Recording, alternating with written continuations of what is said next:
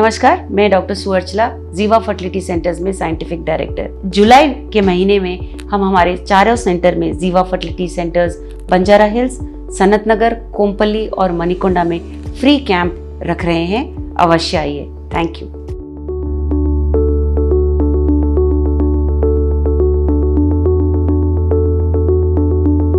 नमस्कार, मेरा नाम डॉक्टर सुअर्चला है। मैं जीवा फर्टिलिटी सेंटर्स में साइंटिफिक डायरेक्टर हूँ। आज हम कुछ ऐसे खाद्य पदार्थ देखेंगे जिसकी वजह से स्पर्म काउंट कम हो सकता है। ये जो प्रोडक्ट्स के बारे में मैं बता रही हूँ, ये स्पर्म हेल्थ ही नहीं, मेल फर्टिलिटी पे भी असर दिखा सकता है। आइए देखते हैं कौन से ऐसे खाने के चीजें हैं जिसे आपको अवॉइड करना चाहिए। प्रोसेस्ड मीट, एक रीसेंट स्टडी ने दिखाया है कि प्रोसेस्ड मीट बहुत सारे बीमारियों से लिंक्ड है। प्रोसेस्ड मीट में क्या आते हैं? हॉट डॉग हो गया, सलामी हो गया, बेकन हो गया। ये जो ऑलरेडी रेडी करके आपको बेच रहे हैं, इसे प्रोसेस्ड मीट कहते हैं। हाँ, कभी कभी टेस्टी भी रह सकते हैं, लेकिन स्पर्म के बारे में अगर हम बात करें तो ये प्रोसेस्ड मीट की वजह से डिक्रीज स्पर्म काउंट, यानी स्पर्म का काउंट कम हो जाना और उनके मोटिलिटी पे भी प्रभाव पड़ना देखा गया है स्टडीज के द्वारा। तो ये क्यों होता है ये नहीं जाना गया है अभी तक, लेकिन इसका असर जरूर जाना गया है। बट इसी स्टडी ने ये भी देखा है कि चिकन खाने से स्पर्म हेल्थ पे इफेक्ट नहीं है। तो शायद ये बात है कि एक तो प्रोसेस्ड मीट नहीं होना चाहिए, दूसरा व्हाइट मीट शायद स्पर्म हेल्थ के लिए अच्छा होता है। व्हाइट मीट यानी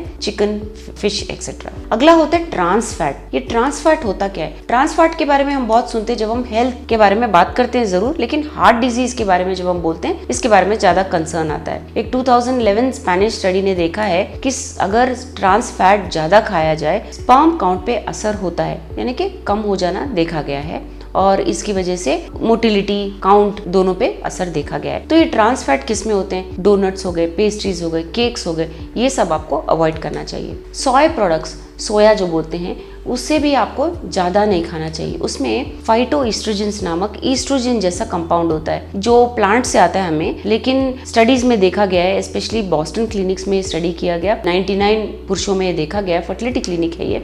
इसमें देखा गया कि ज़्यादा सोया खाने की वजह से स्पर्म कॉन्सेंट्रेशन कम हो सकता है, शायद इसलिए क्योंकि ईस्ट्रोजन कंटेंट जो है पुरुषों में ज़्यादा होने की वजह से काउंट जो है कम हो जाता है। तो सोया प्रोडक्ट्स भी आपको अक्सर नहीं खाना चाहिए। पेस्टिसाइड्स और बिस्फेनॉल ए, ये जो हम कीड़ों की दवाएं हैं, मतलब पेस्टिसाइड्स जो हम हमारे खाद्य पदार्थ में डालते हैं, ये बहुत हानिकारक होते हैं। ये सबसे डेंजरस प्रोडक्ट्स है जो हमारे लिस्ट में है, ये सबसे डेंजरस है, लेकिन ये हर जगह है। हर फ्रूट पे, वेजिटेबल्स पे, मीट में देख लीजिए, हर जगह ये पेस्टिसाइड्स देखे गए हैं। ये भी जाना गया है कि मीट और फिश में भी ये हो सकता है, क्योंकि पानी के जो सप्लाईज है वो भी अफेक्टेड है। इसकी वजह से होता ये है कि स्पर्म काउंट कम हो जाता है। BPA, जैसे मैंने कहा, बिस्फेनॉल ए, ये हमारे फूड पैकेजिंग में हो सकता है, कैन्स में हो सकता है। धीरे धीरे ये प्लास्टिक से, कैन से हमारे खाने के अंदर आके ये भी असर दिखा सकता है। तो BPA में होता ये है कि जीनो एस्ट्रोजेंस होते हैं। ये भी एक फाइटो एस्ट्रोजन जैसा ही एस्ट्रोजन होता है, इसे ईस्ट्रोजन को मिमिक करता है। वो जैसे